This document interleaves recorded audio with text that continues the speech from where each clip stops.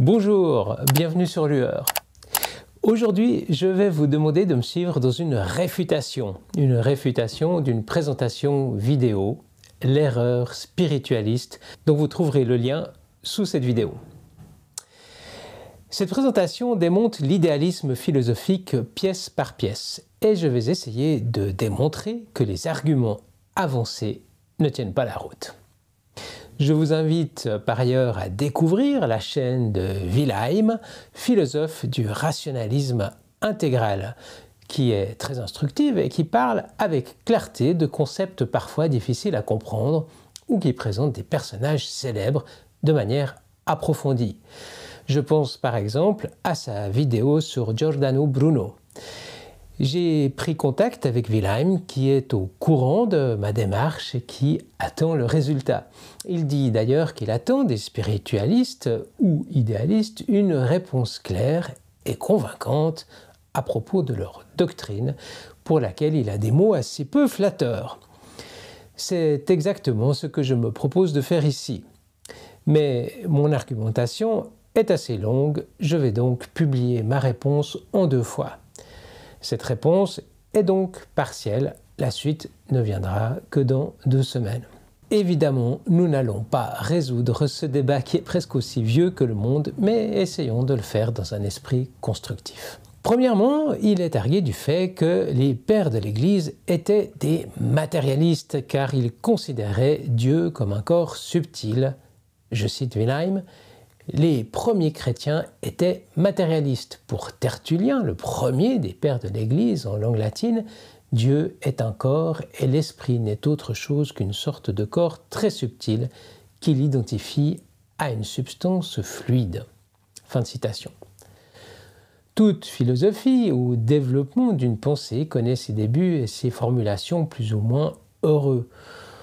On peut par exemple voir dans cette description d'un corps subtil mais matériel la tentative de ne pas séparer matière et esprit, mais d'en souligner la commune origine, comme tentent de le faire les tenants de l'idéalisme analytique. Matière et conscience sont 2 aspects d'une même réalité, mais ne diffèrent pas dans leur essence. De plus, elles seraient même inséparables. Car dès qu'il y a perception, il y a manifestation de la matière qui est la forme que prend la conscience depuis une perspective dissociée. Prenons l'image de la pièce de monnaie.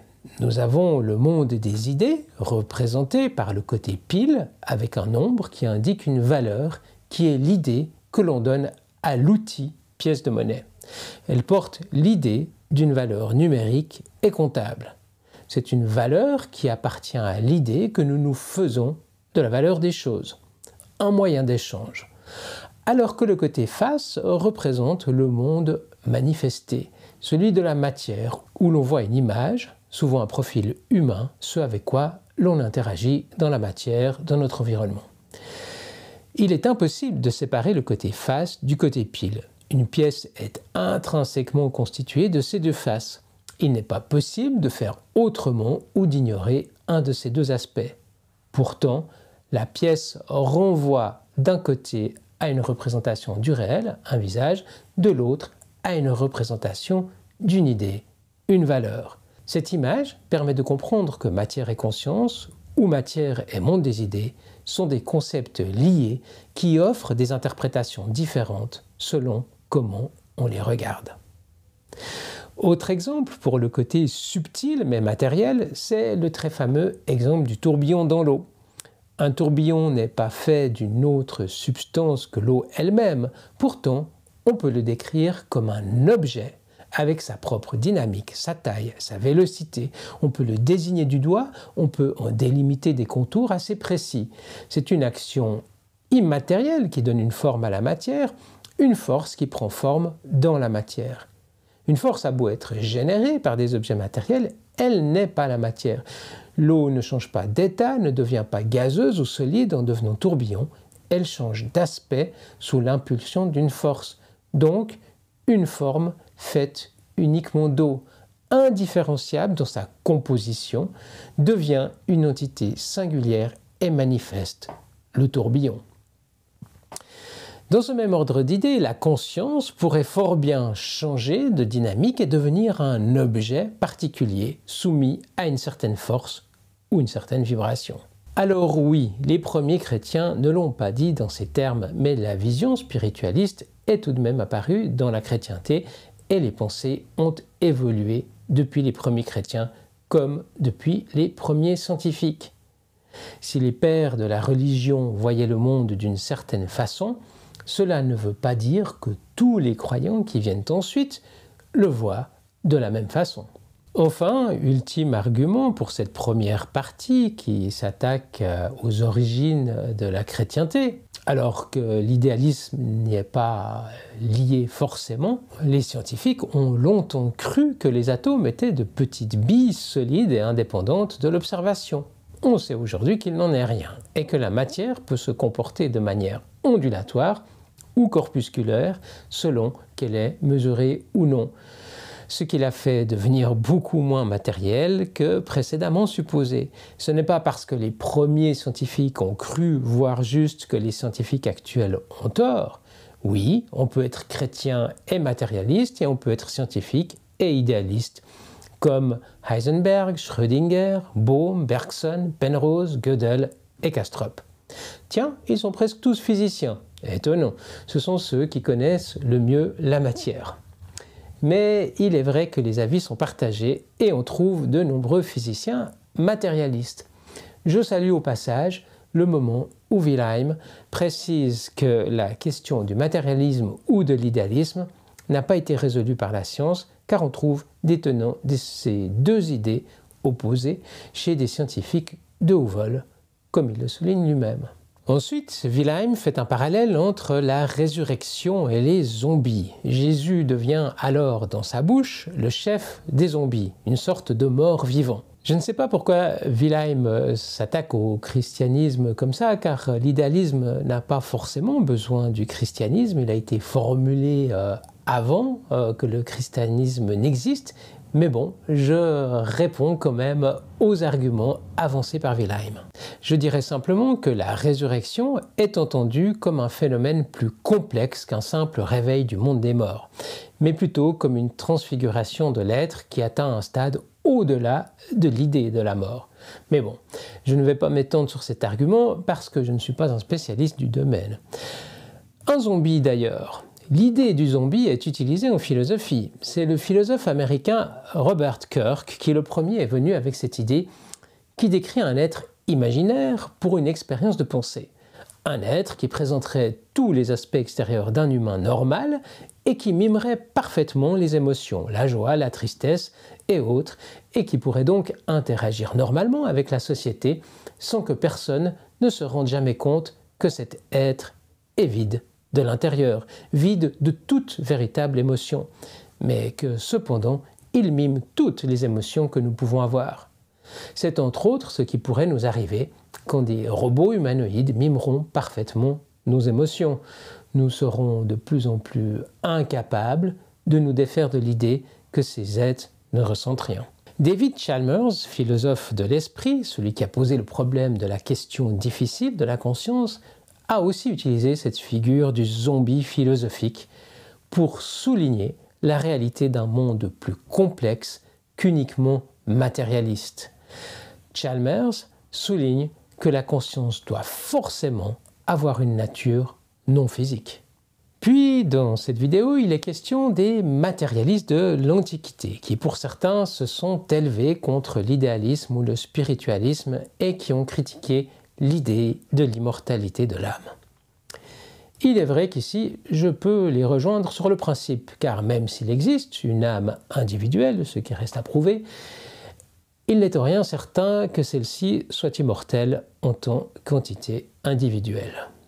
Wilhelm cite ensuite Spinoza pour démontrer son attachement à un Dieu considéré comme étant la nature elle-même, et donc une sorte d'entité très matérielle, et certainement pas le Dieu immatériel imaginé par les croyants. Cependant, Spinoza parle de potentia ou de puissance, une force immanente mais non consciente. Cette idée a été reprise par de nombreux idéalistes et Jung, par exemple, parle d'un Dieu inconscient.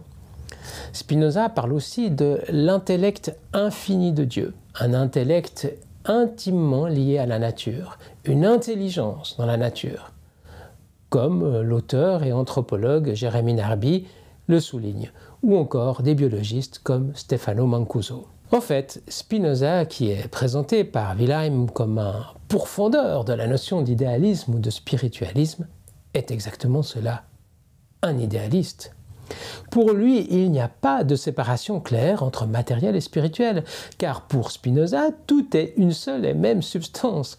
J'en veux pour preuve que dans l'éthique, il dit « En dehors de Dieu, il ne peut y avoir ni être conçu aucune substance. C'est-à-dire qu'une substance étendue est une chose qui appartient à l'essence de Dieu, de même qu'une substance pensante. » Fin de citation.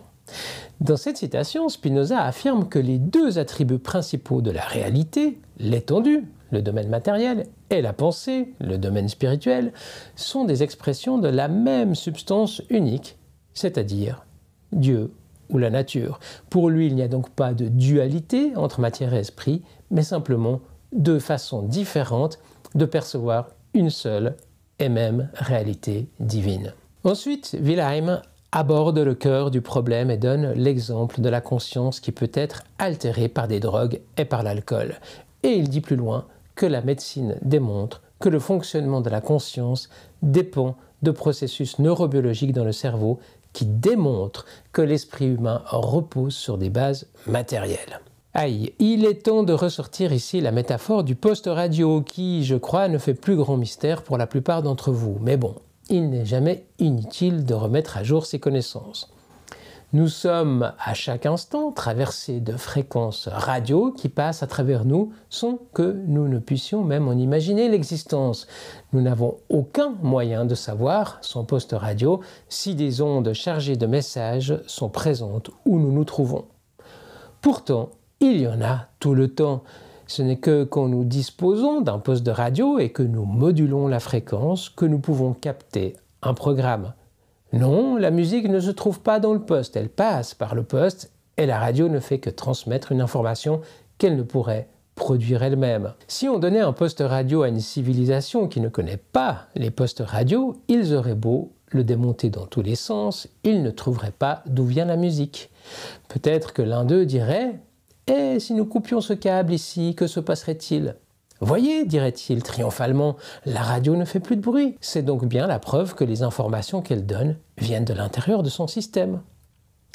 Nous savons que non, et ce n'est pas parce qu'un système est dérangé ou ne fonctionne plus que les informations viennent forcément de ce système. C'est peut-être simplement son moyen de modulation ou de diffusion ou encore ses ressources énergétiques qui ont été coupés. Donc, l'argument du cerveau qui est affecté par l'alcool ou les médicaments est tout aussi boiteux. Ce n'est peut-être pas la source de l'information qui est dérangée, mais sa modulation, par exemple. On peut fort bien imaginer la conscience comme un champ informationnel sur lequel le cerveau se branche. Un champ que nous ne voyons pas et ne savons pas encore mesurer. Autre exemple, il se trouve que des personnes ayant subi un accident au cerveau ont parfois vu apparaître des talents qu'ils ne connaissaient pas. Ces exemples sont, ma foi, bien documentés. On parle du syndrome du savant acquis. Il y a Derek Amato qui a eu un accident en plongeant dans une piscine pas assez profonde et qui a développé un véritable talent pour le piano, alors qu'il n'en jouait pas avant. Il y a Jason Paget, qui était un vendeur de meubles sans affinité particulière pour les mathématiques ou l'art, jusqu'à ce qu'il soit victime d'une agression en 2002. Après avoir reçu plusieurs coups à la tête, il a commencé à voir le monde sous forme de formes géométriques et fractales. Il a développé une obsession pour les mathématiques, en particulier la géométrie fractale justement. Il est aujourd'hui reconnu pour ses dessins complexes et ses réflexions mathématiques. Son cerveau semble avoir développé une capacité exceptionnelle à percevoir la structure mathématique sous-jacente de la réalité. Orlando Serrell a acquis des capacités savantes après avoir été frappé à la tête par une balle de baseball à l'âge de 10 ans. Après cet accident, il a commencé à développer des capacités exceptionnelles en matière de calcul de date, ce qui lui permet de se souvenir de la météo et des événements quotidiens en lien avec chaque jour depuis l'accident. Ce type de talent, appelé savant calendrier, est rare et souvent associé à des personnes ayant des lésions cérébrales ou des troubles du spectre autistique. Enfin, Tony Chicoria, un chirurgien orthopédique, a été frappé par la foudre en 1994. Peu de temps après, il a développé une passion obsessionnelle pour le piano et la composition musicale, bien qu'il n'ait jamais été particulièrement doué pour la musique auparavant. Il a commencé à entendre de la musique dans sa tête qu'il transcrivait ensuite au piano. Il est maintenant un pianiste et compositeur classique amateur reconnu. Alors non, les processus neurobiologiques ne démontrent en rien que l'esprit humain repose sur des bases matérielles.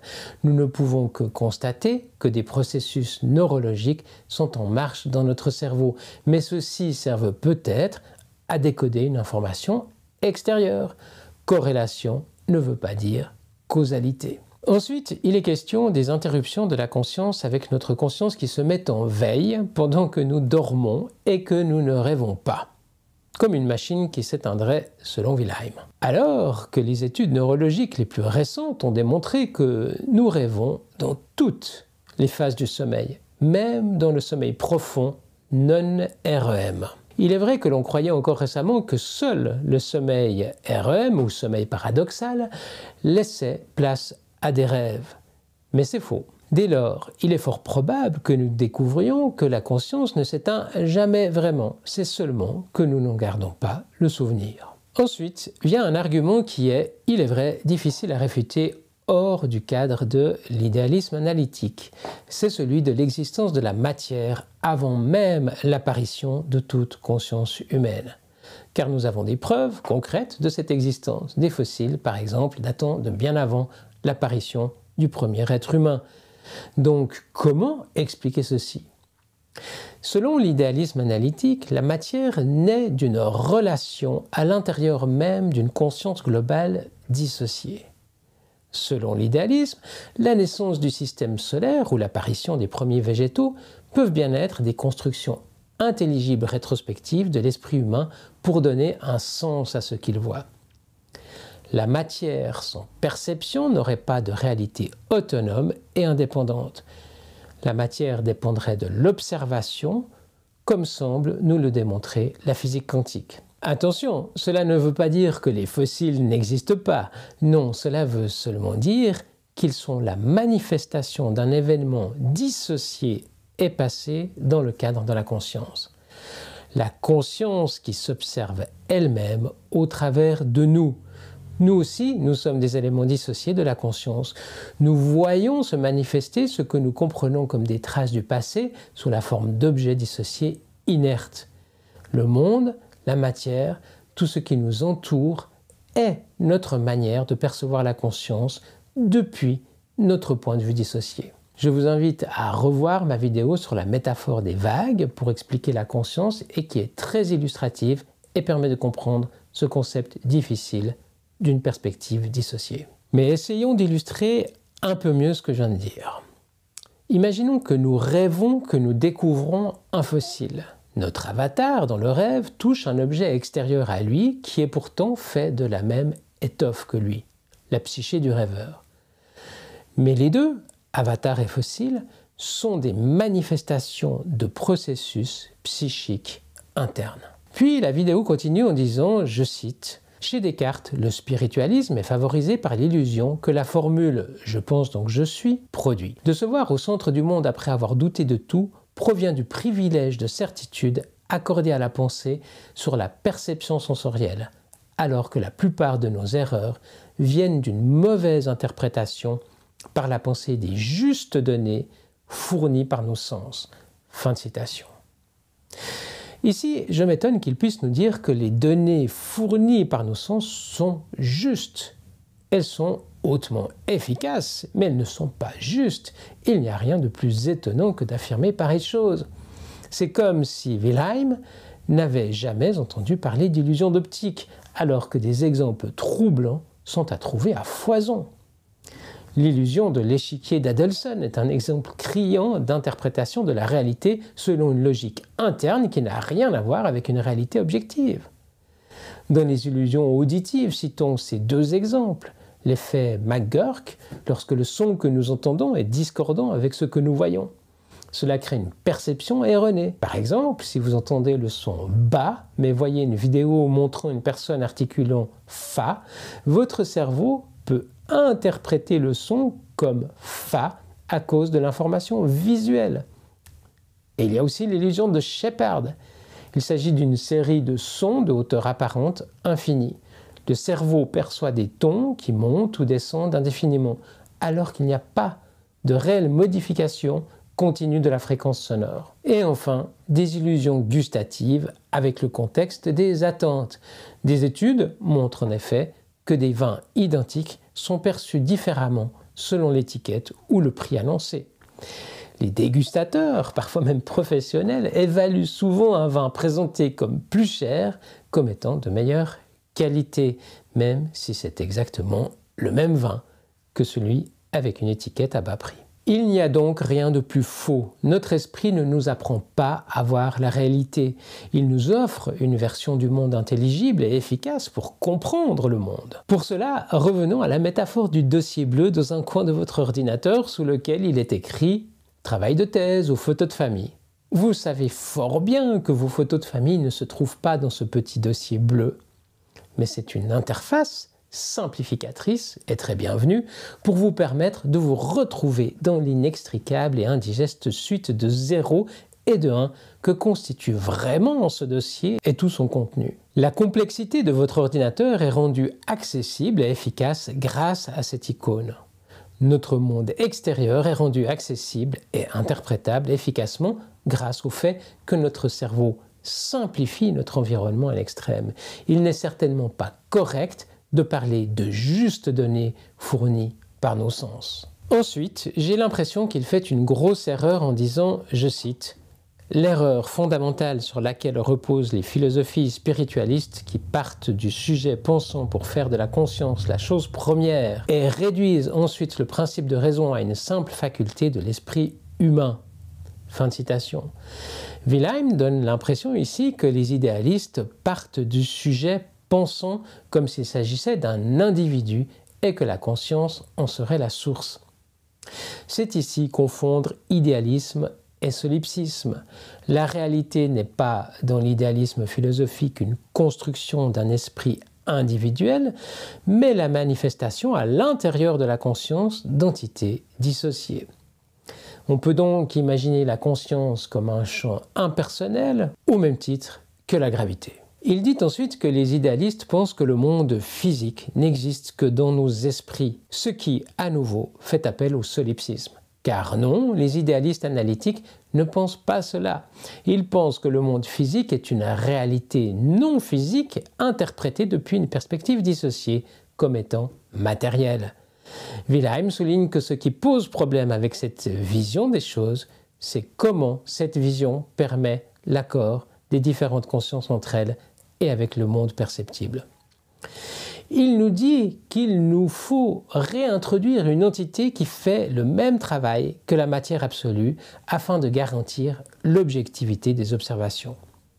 Puis il dit que nous sommes obligés de faire appel à un élément extérieur pour coordonner le tout. Et que la plupart du temps, nous faisons appel à une figure extérieure souvent divine qui serait la cause de nos perceptions. Il conclut ce passage en disant, je cite, « En résumé, si on rejette l'existence de la matière comme une entité indépendante et préexistante aux consciences, il faut savoir que l'on sera obligé de réintroduire quelque chose d'encore plus douteux et de bien moins établi que la matière pour la remplacer. » Fin de citation. Alors je vais conclure là-dessus pour aujourd'hui. Non. Il n'est nul besoin de réintroduire une entité extérieure, voire divine, pour remplacer la matière. Il n'y a pas réintroduction. La conscience est vue comme la donnée ontologique de base, la réalité ultime, le tissu sur lequel toute réalité se déploie, et qu'à l'intérieur de cette non-substance se déploient les perceptions qui donnent lieu au temps, aux distances et à la matière, qui sont des interprétations de la conscience s'observant elle-même. On pourrait plutôt dire que c'est le matérialisme qui a besoin de faire appel à une entité extérieure à sa conception du monde en admettant du bout des doigts l'existence de la conscience. Chose parfois que le matérialisme a de la peine à faire. Car en ne partant que de la matière, on ne peut pas expliquer l'apparition de la conscience. Comment la matière inerte peut-elle un jour faire émerger la conscience? À partir de quoi? De quel phénomène? De quel niveau de complexité? Car oui, c'est le niveau de complexité qui, selon la plupart des matérialistes, fait apparaître la conscience, comme par magie. Aujourd'hui, nous construisons des ordinateurs très complexes et certains se demandent s'ils pourront devenir conscients un jour, quand nous atteindrons le niveau de complexité requis pour accéder à la conscience. Mais l'ingénieur en intelligence artificielle et philosophe Bernardo Kastrup l'a démontré, la complexité seule ne suffit pas à faire émerger la conscience de la matière. Les semi-conducteurs, par milliards dans nos ordinateurs, sont des éléments de matière laissant passer, une fois sur deux, un courant électrique donnant lieu à un bit d'information ouvert ou fermé, 0 ou 1. On aura beau multiplier les semi-conducteurs, voire même passer à l'ordinateur quantique, on pourra mimer la conscience au sein d'une coquille vide, mais pas la faire émerger. Car un semi-conducteur est un robinet, rien d'autre. Et si nous construisions un ordinateur fait de robinets, comme il en existe d'ailleurs, mais imaginons pour cet exemple que nous construisons un wet computer aussi grand que la planète, avec une complexité infinie. Pensez-vous vraiment que la conscience va naître de cet amas de robinets entrelacés, aussi grand soit-il? Voilà, merci de m'avoir suivi jusqu'ici. À la prochaine pour la suite du développement. Ciao!